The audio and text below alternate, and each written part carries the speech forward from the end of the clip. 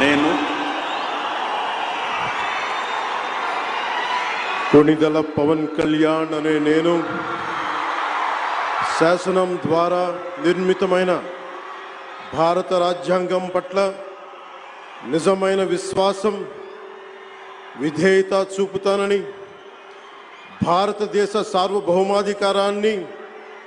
సమగ్రతని కాపాడుతానని,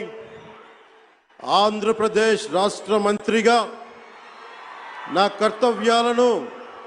శ్రద్ధతో అంతఃకరణ శుద్ధితో నిర్వహిస్తానని, భయం గాని పక్షపాతం గాని రాగద్వేషాలు గాని లేకుండా రాజ్యాంగాన్ని శాసనాలని అనుసరించి ప్రజలందరికీ న్యాయం చేకూరుస్తా